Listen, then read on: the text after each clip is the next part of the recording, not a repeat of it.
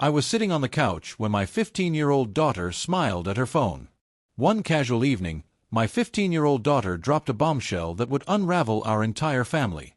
She'd been sitting on the couch, smiling down at her phone, and I, ever the teasing dad, grinned and said, "Didn't know homework could be so charming." The next second, she stormed into her room, the air crackling with fury. "I have a boyfriend, Dad," she yelled through the closed door. "Okay, are you happy now?" My heart sank. I took a deep, steadying breath. "When do I get to meet him, Bristol?" The door flew open. "You can't meet him yet. Please, Dad, not until I turn 16. Then I'll explain everything." A knot of dread tightened in my stomach. "Bristol, if someone's threatening you, or—" She cut me off, her voice laced with pure teenage exasperation. "No one's threatening me. Why do you have to make everything so weird?" Before I could even respond, my phone rang. It was Jacob, my son, calling from the University of Michigan. "Hey buddy, what's up?" I tried to keep my voice light. His response sent a chill down my spine. "Dad," he said, his voice strained and urgent, "is Bristol dating someone?" My mind raced. "Yeah, she just told me." "Dad, listen to me very carefully," he pleaded. "Do not investigate this. Just give her until her birthday." The words hit me like a physical blow. "Jacob, you're scaring me. Is my daughter in danger?" There was a pause, a hesitant breath. No, nothing like that. Just trust her, okay?" The line went dead, leaving me with a terrifying, hollow feeling. For 2 weeks, I tried to respect Bristol's privacy, tried to push down the gnawing anxiety. But then, the most insane thing happened. My daughter, the same teenager who flat-out refused to learn how to use a vacuum, started doing her own laundry. Twice a week. It was so out of character, my suspicion flared. One afternoon, as I emptied her hamper, I found it, an oversized University of Michigan hoodie. Jacob's school. When she got home, I held it up, trying to appear casual. "This yours?" Her face instantly flushed crimson. "Oh yeah, it's my boyfriend," style. "From a thrift store," she stammered, snatching it from my hands and practically sprinting to her room. Boyfriend style from a thrift store? The excuse felt like a punch to the gut. That night, around 2 a.m., I walked past Bristol's room to get some water. I heard her voice, muffled but urgent, through the door. I know, but I can't keep doing this. The lying is killing me." A long, agonizing pause. Then, her voice dropped to a terrified whisper. "My dad will kill us when he finds out who you are. You know he will." My blood ran cold. The next morning, she came down wearing a turtleneck. "In summer. New fashion choice?" I asked, trying to sound normal. "Just trying something different," she mumbled. But when she reached for the orange juice, the turtleneck shifted, revealing what looked like a dark mark. She frantically adjusted it, her eyes darting to mine. She saw me looking, and ran back to her room. I decided to wait. Mother's Day was coming, and we always visited my wife's grave together, the three of us. It was our sacred ritual. "Sorry, Dad," Jacob called. "Huge project due Monday." An hour later, Bristol announced she couldn't come either. Sleepover at Ashley's. I called Ashley's mom, who sounded confused but said yes, Bristol could come over. The pattern was undeniable now, a sickening rhythm of deception. Every time Jacob mentioned coming home, Bristol had plans. Every time she wasn't home, he was too busy to call. That night, I confronted her, gently. Before I could even get a full sentence out, she screamed, "Why can't you just trust me?" and stormed off. But the worst part came 2 days later. Bristol walked in the door, her beautiful long hair, the hair she'd been lathering with castor oil since middle school, chopped short. "My boyfriend likes it better this way," she said, running her fingers through it self-consciously. The final straw came with the college savings withdrawals. $300 transferred to her checking account, all the charges showing up near Jacob's campus. When I asked, she claimed it was for SAT prep, but she couldn't meet my eyes. That was it. That's how I spent Mother's Day, driving to Michigan. My heart hammered against my ribs as I knocked on Jacob's off-campus apartment door. He opened it, and his face went white. "Dad, we need to talk about Bristol." Then, from inside, her voice, innocent and playful, "Is that the pizza?" Standing behind him was Bristol, in a slinky bathrobe barely covering her body, her makeup messy. We all stood there in stunned, agonizing silence. "Dad," Jacob started, his voice barely a whisper, "remember, this is legal." My mind screamed. Legal? What in God's name was he talking about? "Bristol isn't your biological daughter," he said, his eyes pleading with mine. "She's your wife's daughter. We're not related by blood. We're step-siblings." My world tilted on its axis. "Jacob," I choked out, "she's 15. You're a sophomore in college." Bristol, tears streaming down her face, stepped forward. "We fell in love, Dad. We couldn't fight it. Plus, I'm 16 soon." I stopped listening after that. A red haze descended. I swung my fist, connecting with my own son, knocking him to the ground. My knuckles screamed in pain. I just stood there, watching Jacob grab his nose as blood streamed between his fingers. Bristol screamed something at me, rushing over to help him, trying to hold her tiny robe closed with one hand. I saw the blood dripping onto the carpet, and my brain finally caught up with what I'd just done. My entire body started shaking. I stumbled backward, backing out of the doorway and into the hall, almost tripping over my own feet. Jacob yelled that he was calling the cops, but Bristol grabbed his arm, begging him not to, saying it would make everything worse for everyone. I told them both this wasn't over, and turned to leave before I did something else stupid. The walk to my car felt like a dream. My hands fumbled with the keys 3 times before I got the door open. Driving home, my hands wouldn't stop shaking on the wheel. Every few minutes, I'd see Bristol in that slinky robe, standing behind my son. I had to pull over at a gas station to throw up in the parking lot. 20 minutes later, the image hit me again, and I pulled into a rest stop to throw up once more. My phone kept buzzing. At a red light, I finally looked. 17 missed calls from Bristol. I turned it off and just kept driving. When I got home, I sat in the driveway for 10 minutes, unable to move, before going inside. The house was dark and empty. I dropped onto the couch without turning on any lights. I couldn't sleep, just sat there, staring at nothing, trying to figure out what to do. Part of me wanted to drive back and drag her home, but I knew that would probably get me arrested after what I'd already done. Around 4 a.m., I realized I needed help from people who knew how to handle this kind of thing. Monday morning, right at 8 a.m., I called Child Protective Services. The woman who answered sounded tired until I explained my college son was involved with my 15-year-old stepdaughter. Her voice got serious, real fast. She asked a bunch of questions and scheduled someone to come to my house later in the week.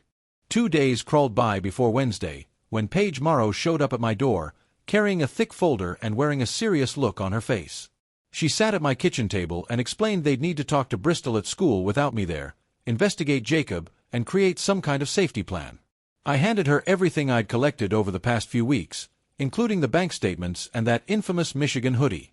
That evening, after she left, I sat at my computer for hours, creating a timeline of everything I'd noticed going back months. The money transfers to Bristol's account, finding the hoodie, hearing the late-night phone calls. Everything went into a document. I took screenshots of bank records and saved text messages, putting it all in a folder on my desktop, my hands shaking as I typed. Thursday night, my phone buzzed with a text from Jacob, sent at 3 a.m.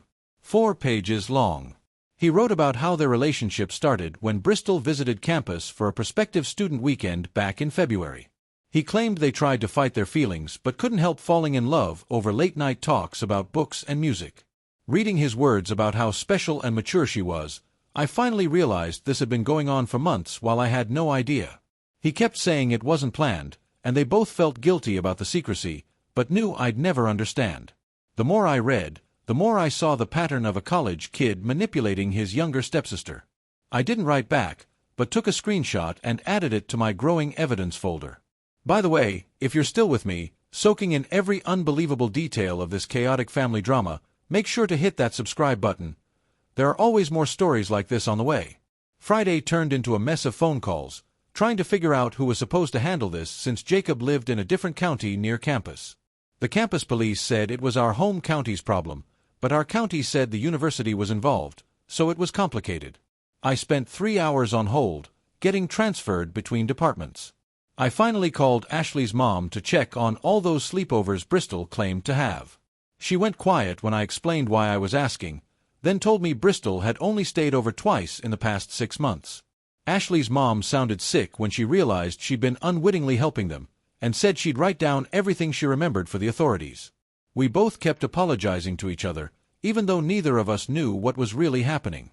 Monday morning, Paige called to say she'd be interviewing Bristol at the school that afternoon, and I couldn't be there for it. Standard protocol, she said, but it made my stomach hurt, thinking about my daughter facing questions alone. I spent the whole day at work checking my phone every 5 minutes and getting nothing done.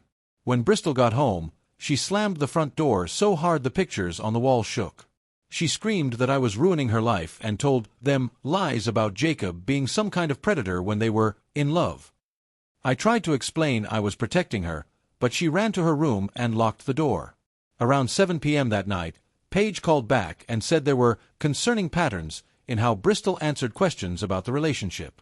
She wouldn't give specifics, but said they'd need to do follow-up interviews and create a safety plan. Tuesday morning, I called around for lawyers and got an appointment with Ken Roberts for that afternoon.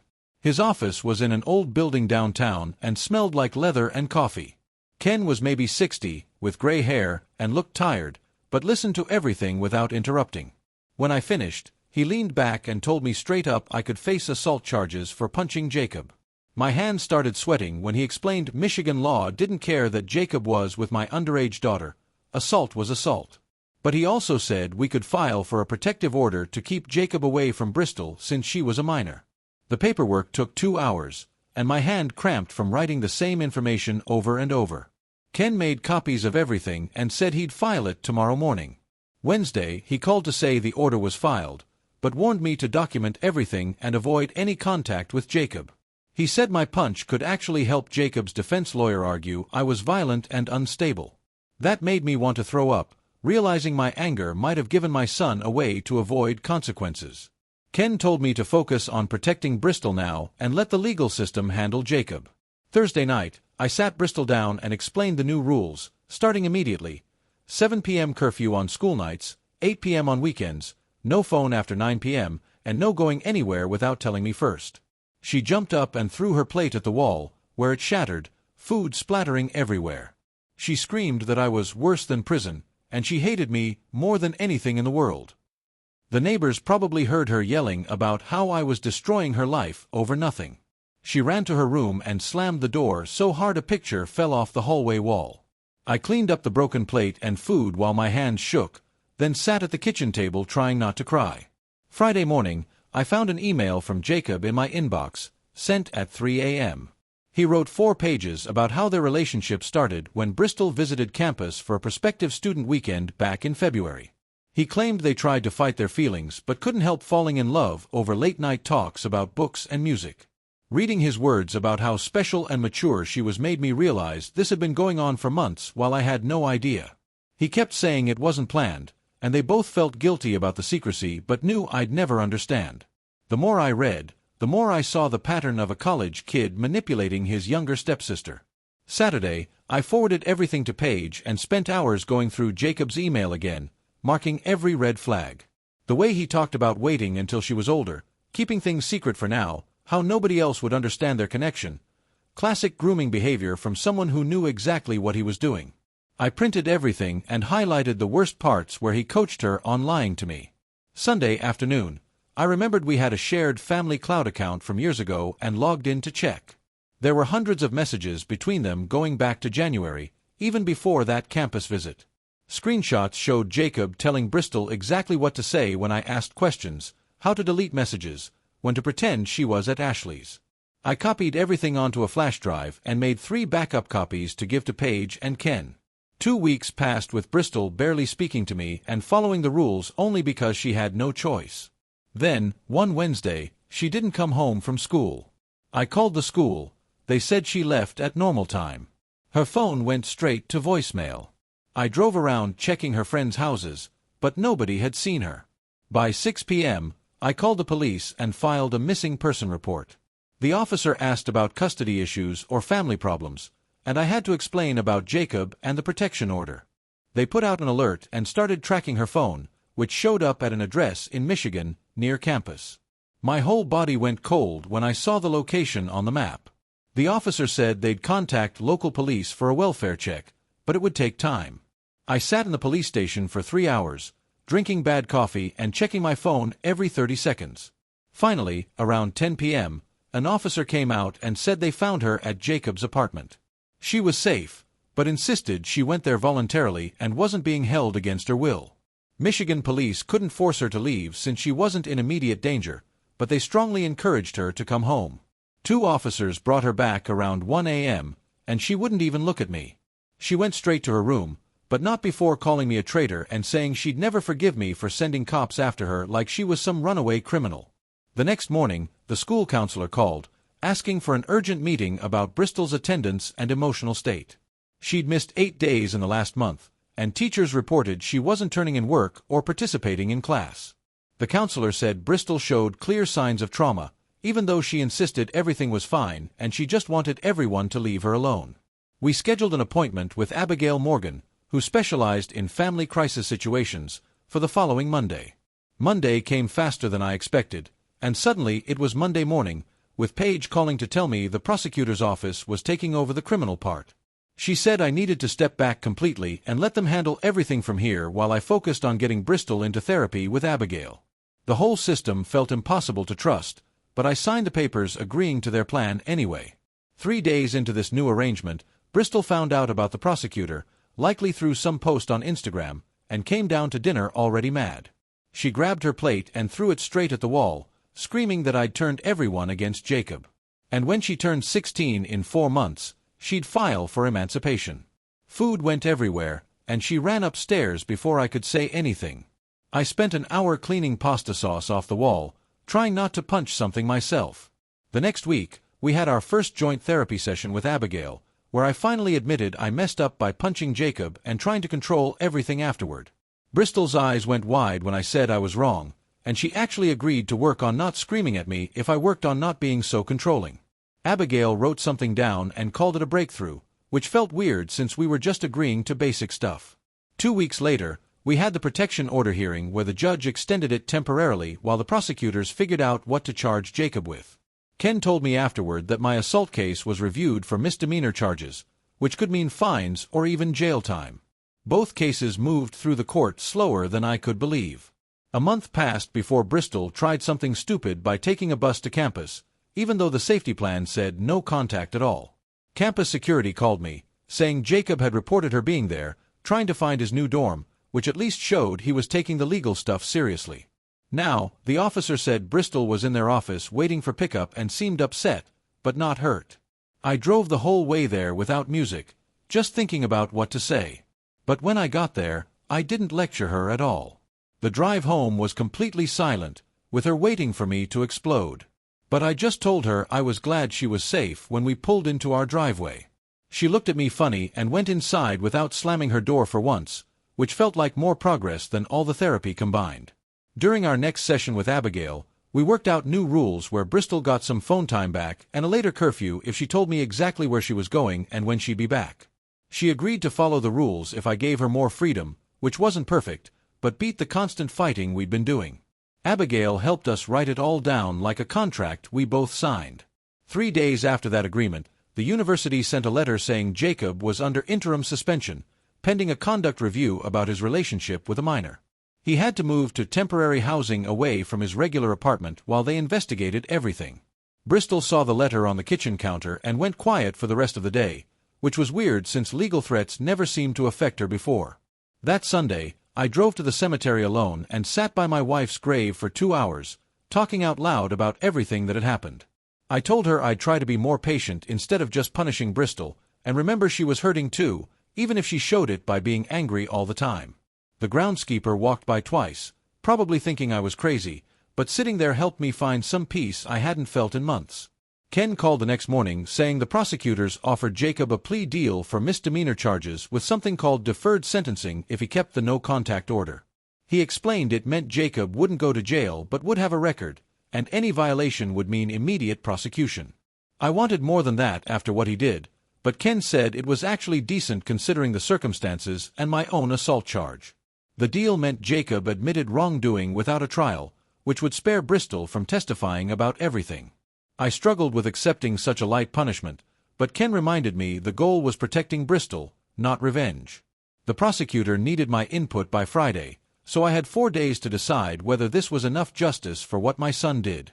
Bristol didn't know about the plea deal yet, and I wasn't sure when or how to tell her, since she still defended Jacob sometimes, even after everything. Part of me worried she'd see it as me going easy on him, while another part worried she'd hate me more for any punishment at all. Wednesday, I called Ken back and agreed to support the plea deal. Even though it felt like letting Jacob off easy for grooming and manipulating his stepsister, he said the paperwork would move forward and Jacob would have to appear in court next month to formally accept the terms. The whole legal process felt both too slow and too fast at the same time, with consequences that seemed both too harsh and not harsh enough. 2 days after agreeing to the plea deal, Ken called, saying Jacob's lawyer wanted to deliver something to our house. I waited on the porch when a courier showed up with an envelope marked for me and one for Bristol. Mine contained a handwritten letter from Jacob on legal pad paper, 3 pages of neat printing I recognized from years of homework help. He wrote about taking full responsibility for pursuing Bristol, acknowledging the age gap made it wrong. No matter what he felt, he didn't ask for forgiveness or try to explain anything away. He just stated facts about maintaining the no-contact order and respecting boundaries going forward. The letter felt different from his earlier messages, less defensive and more accepting of what he'd done. Bristol came home from school and saw the envelope with her name. She asked to read it in her room alone. I handed it over without arguing, watching her walk upstairs slowly like she was carrying something heavy. She stayed up there for 2 hours without any music or phone sounds coming through the door. When she came down for dinner, she didn't mention the letter at all. Over the next week, I noticed Bristol stopped bringing up Jacob during arguments. She didn't defend him when I mentioned the legal stuff. She didn't claim I was ruining true love or being unfair. During our Thursday session with Abigail, Bristol sat quietly for 10 minutes before admitting the letter made her feel confused. She said Jacob accepting the no-contact order so easily hurt more than she expected. Abigail asked her what she thought that meant. Bristol shrugged, but I could see her processing something important. The reality of Jacob moving on with his life while she was stuck in high school seemed to be sinking in finally. June arrived with school ending and summer stretching ahead of us. We worked out a schedule with morning chores, afternoon summer school, and limited evening activities with approved friends. Bristol complained, but not with the explosive anger from before. We were both tired from months of screaming matches and slammed doors. The house felt quieter, but not exactly peaceful. Summer school enrollment happened without a fight. She picked English and math to make up credits she'd missed during the worst of everything. I drove her the first day and watched her walk in with her backpack, looking more like the kid she actually was, instead of someone trying to be older. The routine helped both of us. Chores at 9 a.m., summer school at noon, home by 4 p.m., dinner at 6 p.m. Structure made things predictable, which we both needed. Our family therapy session the week before her birthday focused on expectations. Abigail asked Bristol directly what she hoped would change when she turned 16. Bristol looked at her hands for a long time before saying she knew the no-contact order wouldn't change. She understood Jacob couldn't be part of her life regardless of her age. Abigail asked how she felt about that. Bristol said it sucked, but she got it. That acceptance felt huge after months of her insisting everything would be fine once she wasn't 15 anymore. I wanted to celebrate this breakthrough, but kept my mouth shut. Small victories needed to stay small, or they'd turn into fights. My court date for the assault charge came up in late June. Ken had worked out the disorderly conduct plea with fines and anger management classes instead of jail time. The courtroom was mostly empty except for us, the prosecutor, and Jacob, sitting in the back row. I stood when the judge asked if I understood the charges. I said yes and accepted responsibility for losing control that day. The judge sentenced me to pay $800 in fines plus 12 weeks of anger management. Jacob left before I finished the paperwork. That evening, Bristol asked if I was mad about the conviction. I told her I deserved consequences for punching someone, even Jacob. She seemed surprised by my answer. 2 nights later, I walked past Bristol's room and heard her on the phone with someone. Through the door, I heard her say she was deleting his number now. She wasn't crying or dramatic about it. The next morning, she mentioned casually during breakfast that she'd boxed up the Michigan hoodie and some other stuff. She asked if we could donate it somewhere. I said, sure, and didn't make a big deal about it. Abigail had taught me to acknowledge progress without overwhelming celebration that might cause backsliding. Father's Day came on a Sunday with no special plans. I woke up to Bristol making noise in the kitchen. She'd made scrambled eggs and toast, even attempted coffee in the machine. We sat at the table together for the first time in months without phones or distractions. She mentioned missing her mom. I said I missed her, too. We talked for maybe 5 minutes about small memories, nothing heavy. She'd made my coffee with 2 sugars, just how I liked it. The gesture meant more than any card could have. Summer school kept Bristol busy during the days. She met 2 girls in her English class who didn't go to her regular school. They didn't know anything about Jacob or the whole mess. I'd see them laughing at the pickup area, making plans for the mall or movies. Normal teenage stuff that made my chest feel lighter. One afternoon, I watched from the car as Bristol showed them something on her phone, and they all cracked up. Her laugh sounded real, not forced or fake. These new friends invited her to a pool party for the 4th of July. I met the parents, verified supervision, and let her go. Progress looked like trusting her with normal activities again. My anger management classes started the first week of July. The instructor was this older guy who'd been teaching the course for 20 years. He had us introduce ourselves and explain why we were there. I said, I punched my son after discovering something disturbing. He nodded like he'd heard worse. The techniques were actually helpful, especially the stuff about recognizing physical warning signs before losing control. We learned breathing exercises and counting methods. I practiced them at home when Bristol tested boundaries. One evening, I even shared the counting technique with her when she was getting worked up about curfew. She actually tried it instead of mocking me. By the 3rd week of classes, I understood better how grief from losing my wife had made everything else feel more threatening. The instructor explained how unprocessed loss could make people react violently to protect what remained. That hit home hard. Late July brought news through mutual friends that Jacob had graduated but skipped the ceremony. Someone's mom, who worked at the university, mentioned seeing his name on the list, but not seeing him walk. Bristol was doing homework at the kitchen table when I got the text. I watched her face as I mentioned it casually. She paused her writing for maybe 10 seconds. Her eyes got watery, but she blinked it away and went back to her math problems. Later that night, I heard her crying softly in her room, but she didn't come to me, and I didn't go to her. Some things she needed to process alone. The next week, Abigail sat us down in her office and pulled out her calendar. She flipped through the pages and suggested we could move to every other week now since we'd been making real progress. Bristol shifted in her seat and said she wanted to keep coming through summer to work on her own stuff. Abigail nodded and penciled us in for the next 2 months. I went back to work full-time the following Monday after taking reduced hours for 3 months. My desk was covered in dust and old coffee cups from before everything happened. My coworkers kept stopping by to check on me and mentioned I seemed different, calmer somehow. The routine of spreadsheets and meetings felt good after months of chaos. I'd catch myself actually focusing on quarterly reports instead of checking my phone every 5 minutes for bad news. Bristol started hanging out with those girls from summer school more often. One afternoon, she came into the kitchen while I was making dinner and asked if she could get a job at the ice cream shop downtown where her new friend worked. I put down the spatula and we talked about hours and how she'd get there. She promised to keep it under 15 hours a week and said the friend's mom could drive them both. I said yes, but made her promise to keep her grades up when school started.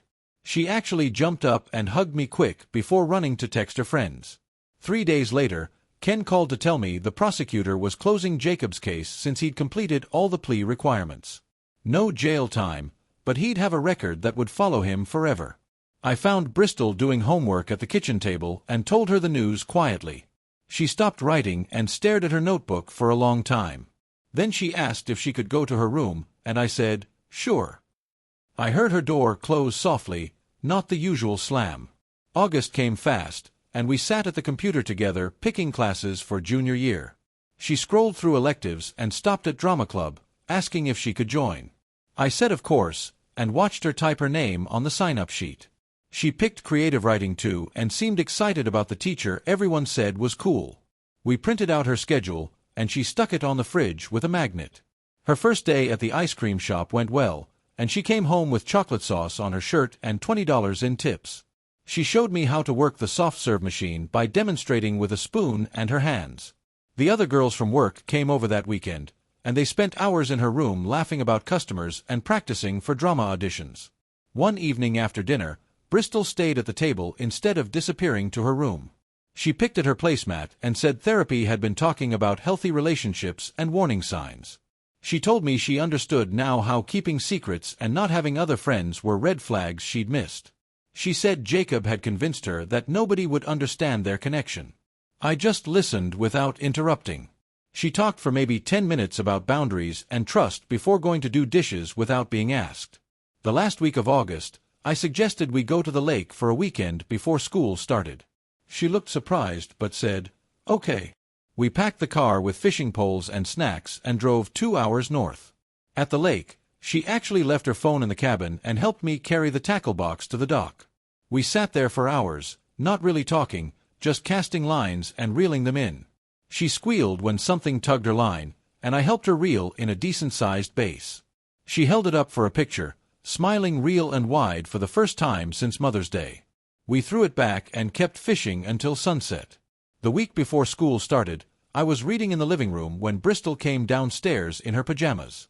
She stood there for a second like she was deciding something. Then she walked over and gave me a quick hug. "Good night." Not a long dramatic thing, just a normal daughter hugging her dad before bed. She smelled like the vanilla lotion her mom used to buy. I said good night, and she went upstairs. We weren't fixed and probably never would be completely, but we were still here, still trying, still a family that had survived something terrible. The next morning, she made eggs again, and we talked about her work schedule and which supplies she still needed for school. Normal stuff that felt like the biggest gift in the world. Have you ever had to fight for your family in a way you never imagined? What would you have done if you found yourself in my shoes, facing such a profound betrayal? Tell me what you think in the comments below. I really want to know.